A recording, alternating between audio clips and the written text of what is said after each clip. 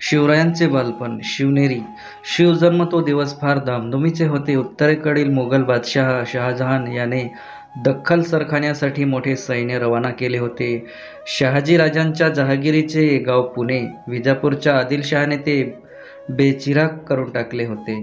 शहाजीराजे अडचणीत सापडले होते. इकडे आड तिकडे विहीर. शहाजीराजांच्या नशिबी धावपळीचे आयुष्य आले होते. अशात जिजाबाई गरोदर होत्या. तेव्हा या धामधुमीत आणि धावपळीत त्यांना ठेवायचे कुठे हा प्रश्न उभा राहिला. शहाजीराजांना शिवनेरी किल्ल्याची आठवण झाली. जिजाबाईंना त्यांनी शिवनेरीवर ठेवायचे ठरवले. शिवनेरी हा पुणे जिल्ह्यातील जुन्नर जवळील किल्ला. त्याच्या चारी बाजूंना उंच कडे, भक्कम तटबंदी आणि बळकट दरवाजे होते. किल्ला मोठा मजबूत होता. शिवराज हे त्यांचे किल्लेदार होते. ते भोसल्यांच्या नात्यातले होते. जिजाबाईंच्या रक्षणाची जबाबदारी त्यांनी स्वीकारली होती. तेव्हा शहाजीराजांनी जिजाबाईंना शिवनेरीवर ठेवले व ते मुघलांवर चालून गेले आणि तो सोन्याचा दिवस उजळला. वैशाख शुद्ध 1549 सन 1617 शिवनेरीच्या नगारखान्यात सनई चौघडा वाजत होता. अशा मंगल मुहूर्तावर जिजाबाईंच्या पोटी पुत्र जन्माला. किल्ल्यावर आनंदी आनंद झाला. बाळाचे बारसे झाले. शिवनेरी किल्ल्यावरील शिवाई देवीच्या नावावरून त्यांचे नाव शिवाजी ठेवले. शिवरायांचे बालपण. शिवरायांच्या वयाची पहिली 6 वर्षे फार धावपळीत गेली. पण या धावपळीतही जिजाबाईंनी शिवरायांना उत्तम शिक्षण दिले. सायंकाळी त्या सांजवत लावत, शिवबाळ जवळ घेत, मायेचे त्याला कुरवडत, त्याला रामाच्या व कृष्णाच्या, भीमाच्या, अभिमन्यूच्या गोष्टी सांगत. तसेच कधी ज्ञानोबांचे, कधी नामदेवांचे तर कधी एकनाथांचे अभंग. त्यांची कांदा भाकरी आवडीने खात. त्यांच्याशी गमतीदार खेळ खेळत. मावळ्यांची मुले म्हणजे जणू रानातील पाखरे ती पोपट, कोकीळ, वाघ यांचे हुबेहूब आवाज काढत. मातीचे हत्ती घोडे बनवणे, मातीचे किल्ले रचणे हेच त्यांचे छंद. लपंडाव, चेंडू, बोवरा हे त्यांचे नेहमीचे खेळ. शिवरायांची त्या मुलांबरोबर हे खेळ खेळतात. मावळ्यांच्या मुलांना शिवराया फार आवडायचे. शहाजीराजांच्या जीवनातील ही 6 वर्ष अतिशय धावपळीत गेली. या काळात काही दिवस ते मोगलांच्या बाजूने लढले, मग पुढे मोगलांच्या विरुद्ध उभे टाकले. 3-4 वर्ष मोगलांची त्यांनी झुंज दिली, पण त्यात त्यांना यश आले नाही. निजामशाही मोडली तेव्हा विजापूरच्या आदिलशहाच्या पदरी त्यांनी सरदारी पत्करली. जिजामाता व शिवराया यांना घेऊन ते बंगुराळास गेले. तिथे त्यांना थोडं स्वास्थापना मिळाली. त्यांनी शिवरायांच्या शिक्षणाची व्यवस्था केली. शिवराया महाभारत, भगवत रामायण यातील गोष्टी वाचू लागले.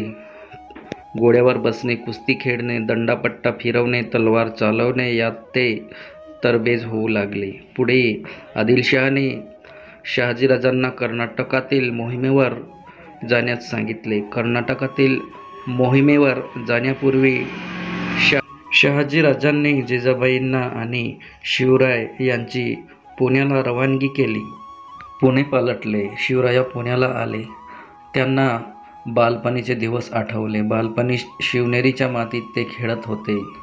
ती माती त्यांच्या पायांना लागली होती.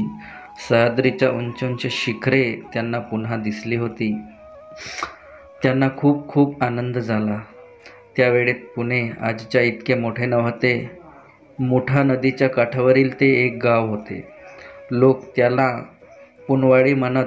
शहाजीराजांच्या शत्रूंनी ते टुमदार गाव उद्ध्वस्त करून टाकले होते.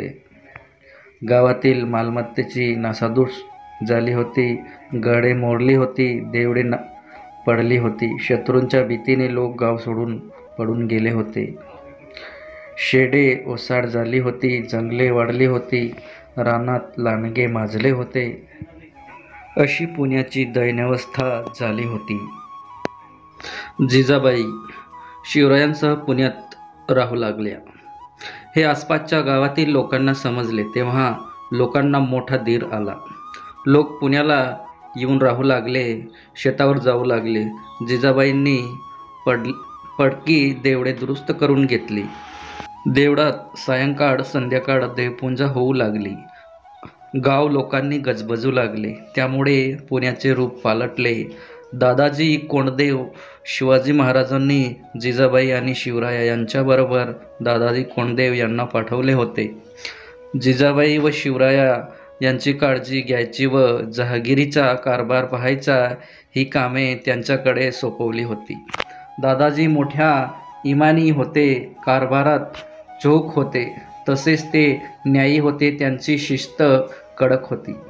शहाजीराजे आणि जिजाबाई यांच्यावर त्यांची निष्ठा होती. शिवरायांवर त्यांचे फार प्रेम होते. दादाजींची कामगिरी, जिजाबाई आणि शिवराया यांना राहण्याची त्यांनी पुण्यात मोठा वाडा बांधला होता. त्यांचे नाव लाल महल. शेतकऱ्यांनी शेतीची लागवड करावी म्हणून दादाजींनी त्यांना काही वर्ष साऱ्याची सूट दिली. त्यामुळे शेते लागवडीस आली. माजलेले लांडगे शेतकऱ्यांना त्रास देत म्हणून लांडगे मारण्यासाठी त्यांनी बक्षिसे लावली. त्यामुळे बरेच लांडगे मारले गेले.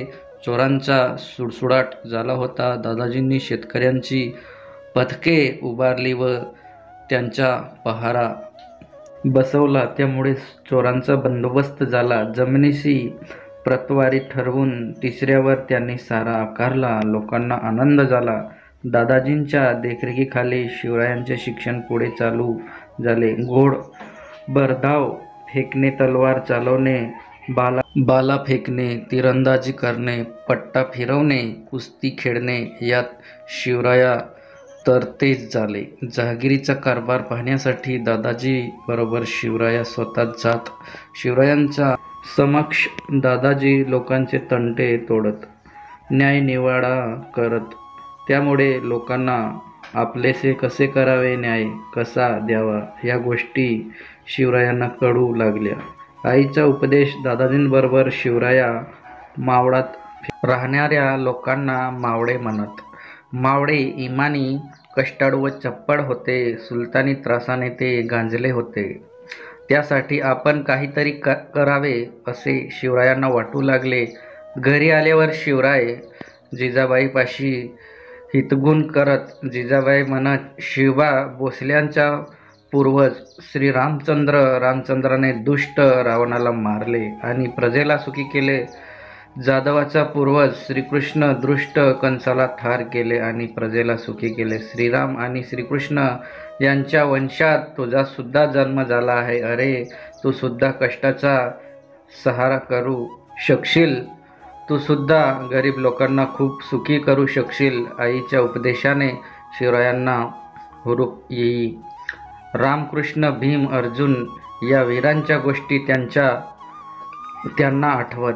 हे वीरपुरुष शिवरायांना सतत ध्यानी मनी स्वप्नी दिसत.